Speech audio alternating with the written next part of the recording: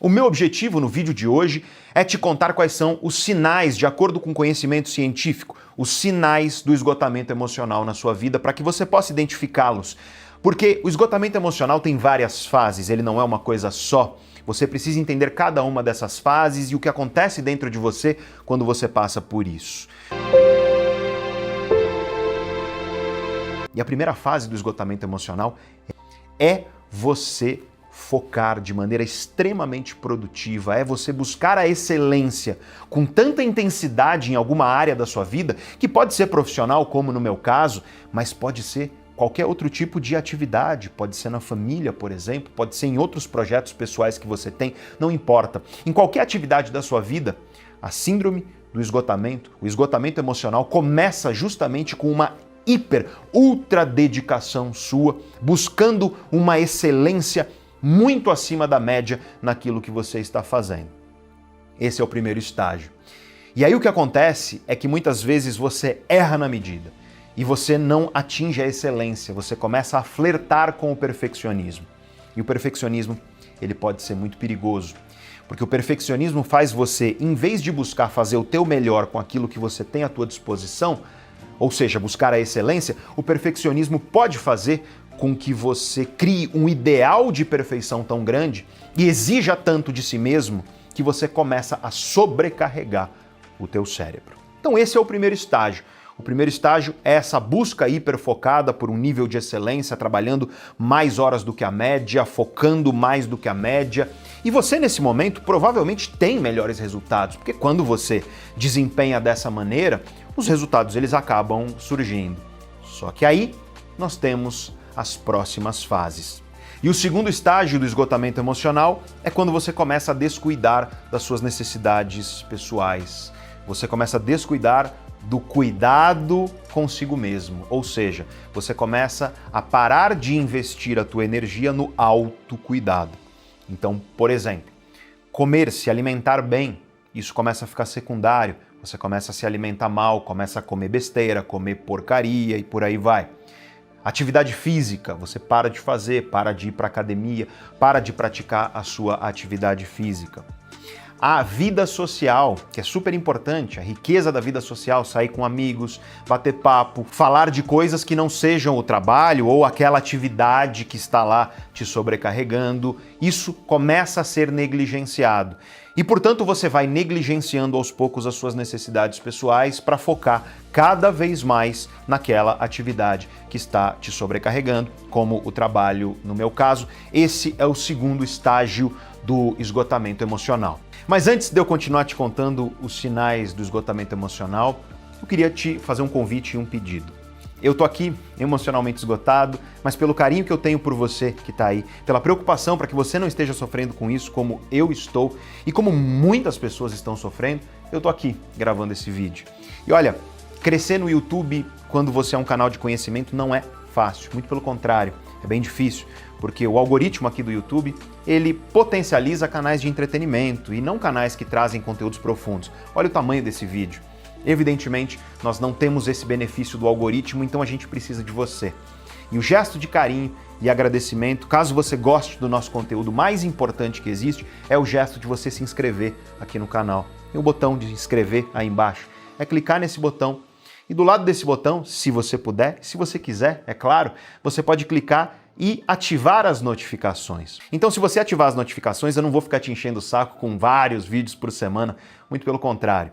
É importante, inclusive, para que você saiba quando um vídeo surge, porque como nós ficamos longos tempos sem postar, se você ativar as notificações, o YouTube vai te avisar para que você não perca esse vídeo. Mas agora vamos voltar a falar sobre o esgotamento emocional e eu quero continuar falando sobre as fases do esgotamento emocional. Então, já falamos sobre as primeiras. É importante você entender que nessas primeiras fases ocorre um processo de negação. A pessoa nega que ela está com um problema, apesar de que ela vai deixando de valorizar as coisas que merecem valor na vida dela, começa a cada vez mais focar naquilo, no trabalho, no meu caso, ou no projeto, seja ele qual for, que está te sobrecarregando. Isso vai tomando conta da sua vida, você começa a negligenciar aspectos importantes do seu cuidado pessoal, que vão desde a sua alimentação, atividade física, vida social, conviver com seus amigos, passar bons e gostosos momentos com a sua família, com as pessoas amadas e por aí vai. Isso vai sendo cada vez mais negligenciado até o ponto em que você deixa de enxergar valor naquilo. Onde você olha, por exemplo, jantar com meus amigos, que saco, tô cansado. Nossa, assistir um filme, que é uma coisa que você ama, por exemplo, nossa, tô cansado, não quero fazer isso. E aí começa a se instalar de fato cada vez mais o esgotamento. E nesse momento é bem comum, não é sempre que acontece, mas é bem comum que a pessoa fique muito irritadiça. É bem comum que a pessoa ela rapidamente exploda, que os nervos estejam à flor da pele. Muitas vezes ela nem tolera conversar muito tempo com as outras pessoas e ela começa a cada vez mais se afastar. Ela vai começando a evitar qualquer coisa que vai irritá-la mais ainda. E aí ela começa a se fechar. E nessa fase onde a pessoa começa a se fechar, pode se instalar a próxima fase. E a próxima fase é quando esse esgotamento ele aumenta e aí a sensação de fadiga ela está ainda maior. E aqui nós temos alguns sinais claros de que o esgotamento emocional ele faz parte da sua vida. Essa sensação de fadiga, de esgotamento, que não passa com o descanso, é diferente do cansaço. Ela é de longe um dos traços mais comuns, um dos sinais mais comuns, mas tem alguns outros. Eu falei, você ficar irritadiço, nervos à flor da pele, emoções muito inconstantes. Isso é outra coisa que pode acontecer. Pode acontecer a impulsividade, você começa impulsivamente a tentar hipercompensar esse esgotamento, às vezes comendo demais, às vezes bebendo demais, eu estou falando de bebida alcoólica, às vezes abuso de substâncias ilícitas para tentar, de alguma maneira, melhorar esse esgotamento que está se instalando dentro de você. Aquelas alterações que eu te falei, alteração no sono, alteração na digestão, elas começam a piorar. O teu sono vai ficando cada vez pior, você dorme cada vez menos, você começa a despertar no meio da noite e não consegue voltar a dormir ou não consegue pegar no sono. Isso pode, inclusive, fazer com que você às vezes durma demais, comece a dormir muito, isso também pode acontecer. Você tem alterações digestórias, perda de apetite ou excesso de apetite, e você tem muitas vezes alterações intestinais, porque tudo isso que eu estou te falando aqui vai gerando processos inflamatórios no seu corpo. E como muitas vezes a pessoa começa a se alimentar mal, para de fazer atividade física, isso desregula tudo. E aí você tem ou prisão de ventre, ou o teu intestino começa a funcionar solto demais, aquela coisa esquisita, você não sabe direito o que está acontecendo.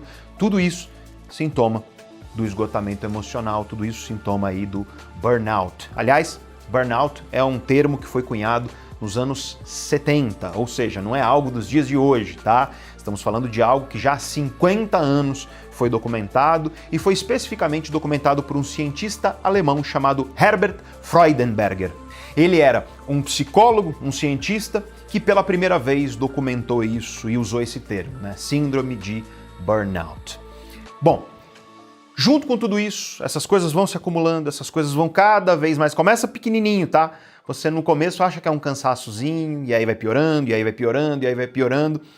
Primeiro você tem estados de emoções muito intensas, como a raiva, a ansiedade nessa hora é muito comum. Nessa fase a ansiedade pode acontecer, a pessoa fica muito ansiosa. Seja ansiosa porque ela quer as coisas do jeito que ela quer, seja ansiosa porque parece que tem um aperto no peito constante, uma coisa ali na boca do estômago constante da pessoa. Essa pessoa ela fica muito esperando coisas que estão para acontecer ou imaginando que coisas podem dar errado e aí ela fica tentando cada vez mais controlar as coisas para que as coisas não deem errado e aí você já viu, né? Uma bola de neve que começa cada vez mais a se acumular na sua vida e conforme essa coisa vai progredindo, você já começa a perder desempenho.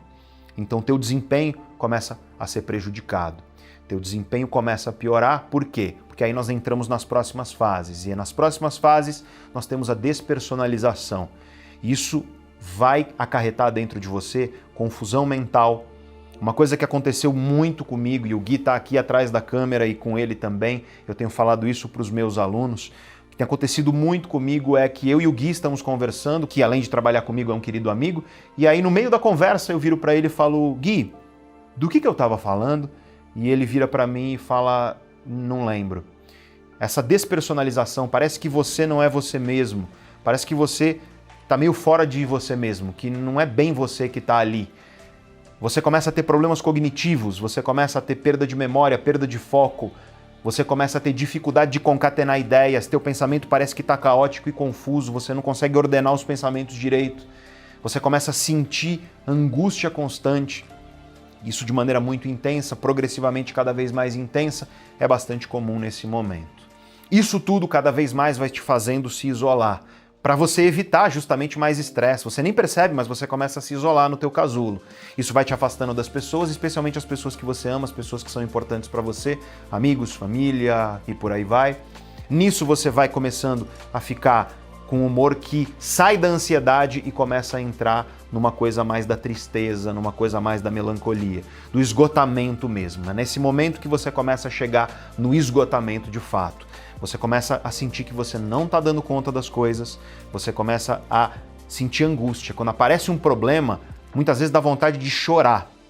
Um problema surge, dá vontade de chorar, dá vontade de gritar, dá vontade de... causa um sofrimento dentro de você quando surge um problema, porque você começa a perceber que você não vai dar conta daquilo. E essa é uma sensação extremamente angustiante. E aí você começa a sair da esfera da ansiedade para ir para uma esfera de melancolia, para ir para uma esfera de tristeza, de humor deprimido de fato, e tudo isso pode culminar com você literalmente nos últimos estágios do esgotamento emocional, pifando. Você não consegue levantar, por exemplo, da cama, e é nesse momento que o esgotamento emocional ele começa a flertar e pode te levar a uma ansiedade clínica, eu estou falando de ansiedade clínica mesmo, que você tem que buscar ajuda com o médico psiquiatra, ou depressão clínica, mesma coisa, transtorno neuropsiquiátrico que vai demandar de você precisar ajuda. Às vezes a pessoa chega num extremo no esgotamento emocional que ela precisa até de hospitalização. Eu te conto o que aconteceu comigo em um momento e para mim foi aí que o prego entrou de fato, o martelo de fato bateu e entrou e eu vi com clareza que eu estava sofrendo com esgotamento emocional. Saí para jantar, meio que obrigado, eu vou te confessar, porque estava cansado, estava naquelas de, nossa, será que não era melhor eu ficar aqui descansando? Sendo que uma das coisas que eu mais gosto na vida é sair para jantar com meus amigos. E saí para jantar com amigos, e aí tomei um vinho que não tomava faz tempo, comi uma comida muito gostosa, fui para casa, dormi. No dia seguinte, que foi um sábado, isso foi numa sexta, no dia seguinte, num sábado, eu acordei e eu não consegui levantar da cama. Eu peguei o celular, comecei a assistir coisas aqui no YouTube, canais que eu gosto, canais que me divertem, que me trazem conhecimento, mas eu não levantei da cama. Eu fiquei na cama, e aí quando deu 3 horas da tarde, eu levantei para ir comer alguma coisa, fiz lá uma comida, esquentei e tal, comi rapidamente, voltei para a cama, deitei, e eu fiquei assim o fim de semana inteiro. Eu não tinha energia para levantar da cama para viver o meu fim de semana. E aí segunda-feira eu achei que eu fosse estar bem, porque eu dormi bastante, descansei bastante, mas não.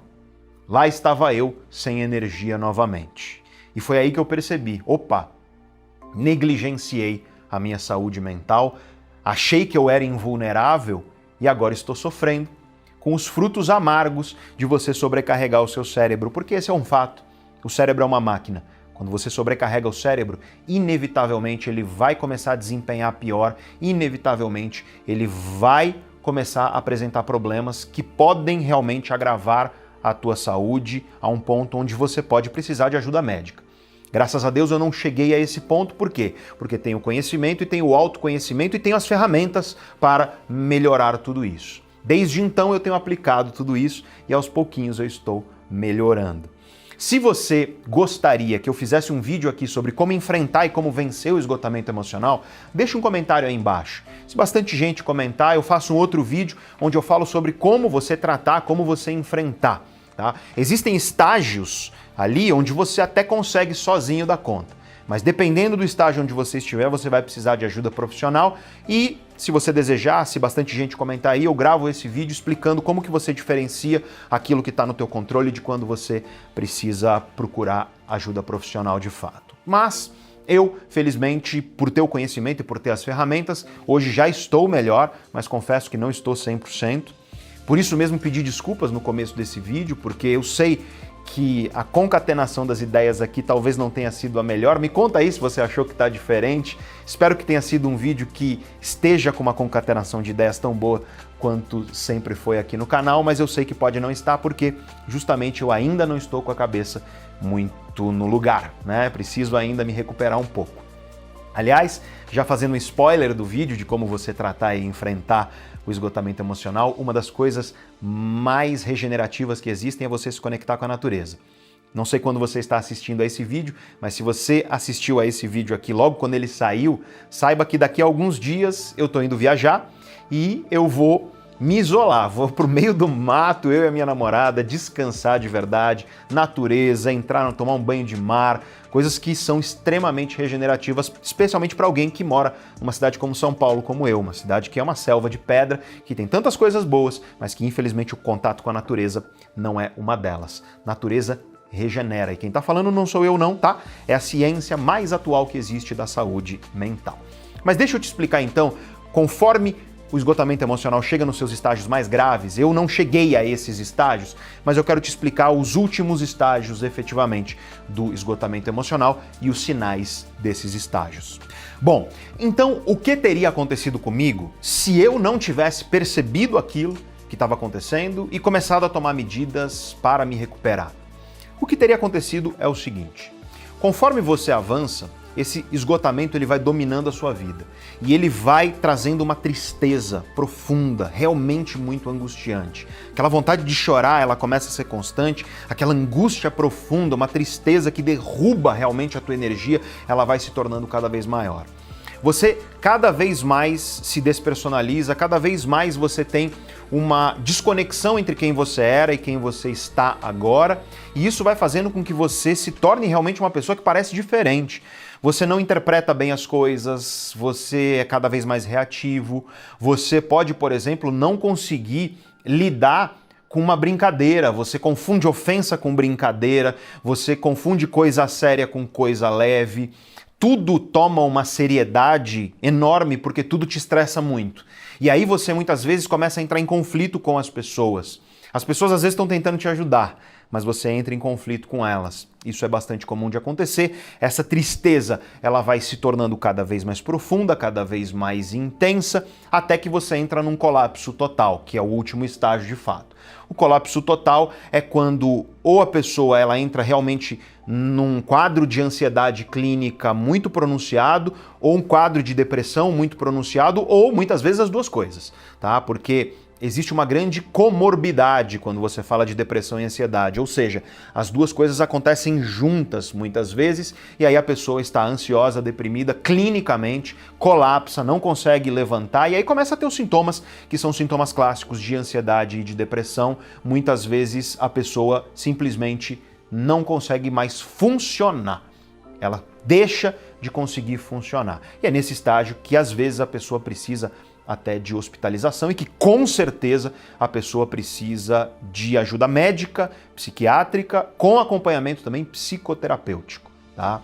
Então nesses estágios esquece você ler um livro ou autoconhecimento ou curso ou qualquer coisa do tipo, porque aí você precisa realmente de ajuda profissional e é a ajuda profissional que vai te permitir sair dessa, e a notícia boa é essa, tá? Seja em qual for o estágio, seja se você tá lá no estágio extremo, onde você realmente vai precisar de ajuda médica e também de psicoterapia, com um bom psicólogo especializado em psicoterapia, que aliás faz bem de qualquer jeito para todo mundo, vale dizer, mas em um quadro de esgotamento emocional, em todas as fases, a psicoterapia é extremamente proveitosa, mas ela é literalmente necessária e mandatória quando você começa a avançar para os estágios finais, onde você começa a perder controle realmente da sua vida. E a ajuda médica também acaba sendo necessária nesses momentos. E eu aqui como professor, o que eu tentei trazer para você aqui é um pouco da minha experiência, para você ver aqui, eu estou falando na total honestidade e transparência com você.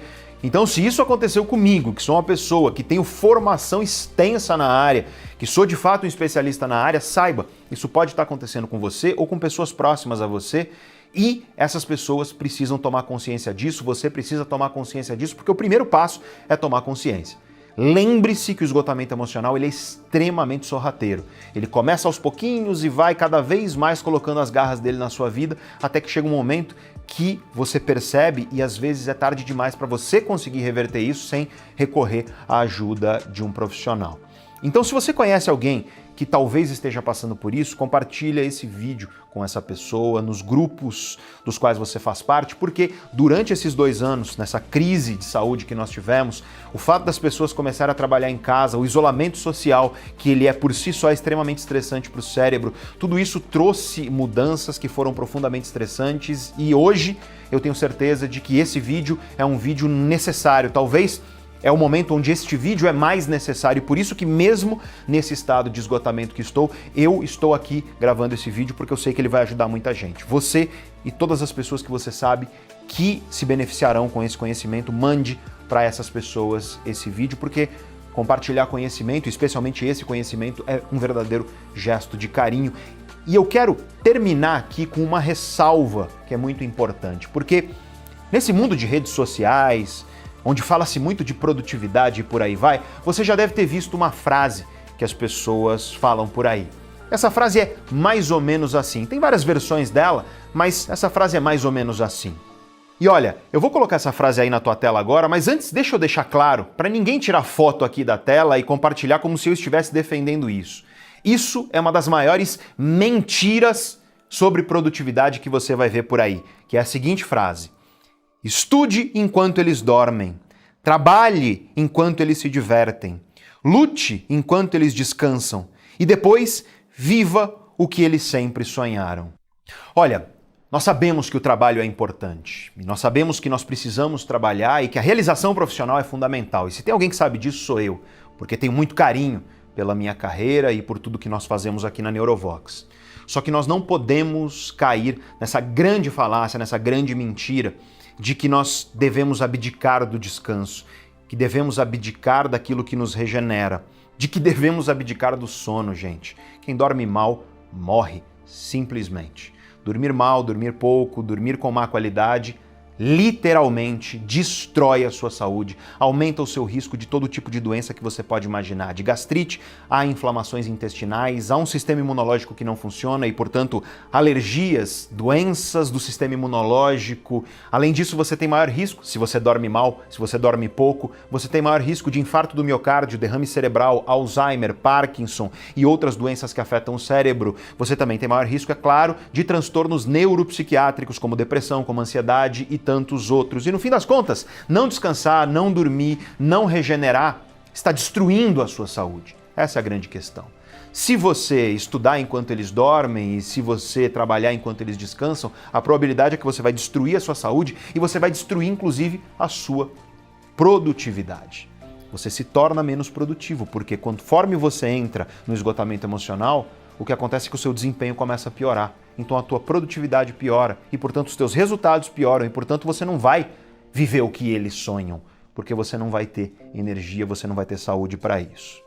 Eu sei que falar isso é complicado num país como o Brasil e a gente precisa fazer uma ressalva aqui, porque no Brasil tem gente que vende o almoço para pagar a janta, tem gente que não tem escolha, a pessoa precisa dormir pouco, porque se ela não trabalhar loucamente, ela não consegue sustentar a sua família. E para essas pessoas, nós temos que lutar enquanto sociedade para oferecer oportunidade, porque eu acredito, como alguém que estuda o cérebro, que o descanso, que o repouso, que o sono de qualidade são direitos.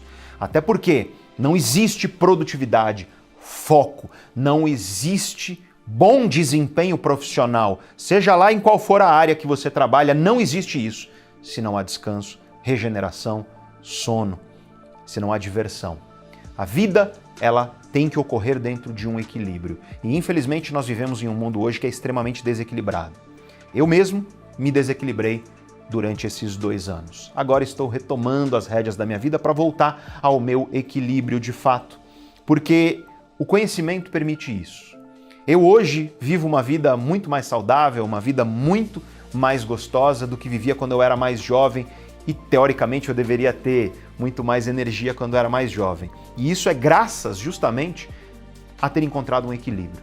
Hoje, o autoconhecimento me permite encontrar um equilíbrio emocional na minha vida, nas minhas relações, Me permite cuidar bem da minha alimentação, cuidar da minha atividade física.